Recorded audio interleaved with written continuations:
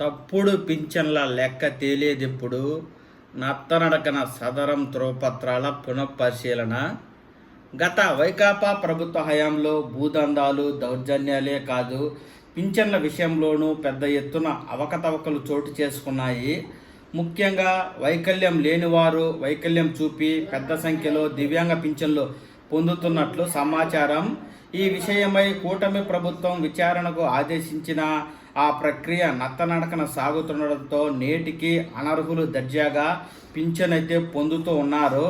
40% పూర్తి కాలేదు. రాష్ట్ర ప్రభుత్వం మొత్తం 17 విభాగాల కింద పింఛన్లు ఇస్తుండగా దివ్యాంగులకు సంబంధించి ఒంగోలు నియోజకవర్గంలో 3568, సంతనూతలపాడు పరిధిలో 3150 మంది లబ్ధిదారులున్నారు. కూటమి ప్రభుత్వం కొలువుదీరాక వీరికి ఇచ్చే మొత్తాన్ని 3000 నుంచి 6000కు పెంచింది. ఇంతవరకు బాగానే ఉన్న చాలామంది అనర్హులు లబ్ధి పొందుతున్నట్లు ఫిర్యాదులు రావడంతో సదరం పత్రాలను పునఃపరిశీలన చేయాలని ప్రభుత్వం ఆదేశించింది. ఫిబ్రవరి 4 నుంచి ఒంగోలులోని ప్రభుత్వ సర్వజన వైద్యశాలలో ఈ ప్రక్రియ ప్రారంభమైంది.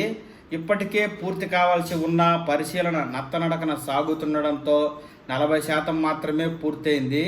దీంతో అనర్హులు ఇంకా పింఛను పొందుతూనే ఉన్నారు.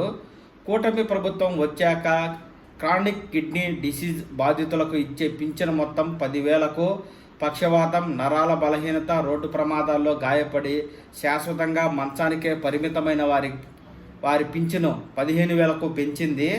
వీటిలోనూ అవకతవకలు చోటు చేసుకున్నాయన్న ఆరోపణలతో లబ్ధిదారుల ఇళ్ల వద్దే ప్రత్యేక బృందాలతో పరిశీలన చేయించి 2 నియోజకవర్గాల్లో మంచానికే పరిమితమైన లబ్ధిదారులు 282 మంది ఉండగా వీరిలో దాదాపు 200 మంది అనర్హులేనని ప్రాథమికంగా గుర్తించారు. సీకేడీకి సంబంధించి సగం మందికి పైగా పరీక్షలకు రాకపోవడంతో వారి పింఛన్లను ఫిబ్రవరి నెల నుంచి తాత్కాలికంగా హోల్డ్లో పెట్టడం జరిగింది. గత వైకాపా ప్రభుత్వ హయాంలో కొందరు నాయకులు దళారుల అవతారం ఎత్తి దివ్యాంగ లబ్ధిదారుల జాబితాలో 100 మందిని చేర్చి సదరం శిబిరాలకు వెళ్లకుండానే వైకల్యం ఉన్నట్లు వైద్యుల నుంచి సర్టిఫికెట్లు ఇప్పించారన్న ఆరోపణలు ఉన్నాయి. చెవుడు, కంటిచూపు విభాగాల్లో ఎక్కువగా అవకతవకలు చోటు చేసుకున్నట్లు సమాచారం.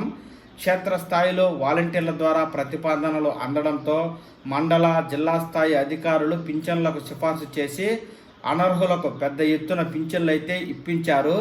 ఈ నేపథ్యంలో అనర్హుల వెరిఫికేషన్ ప్రక్రియ అనేది జిల్లాల్లో ప్రారంభమైనప్పుడు జోరు మీద ఉన్న ఆ తర్వాత ఆ ప్రక్రియ క్రమక్రమంగా నిదానించి నత్తనడకన సదరం ధ్రువపత్రాల పరిశీలన అయితే జరుగుతూ ఉండగా అనర్హులు నేటికి పింఛను పొందుతూనే ఉన్నారు.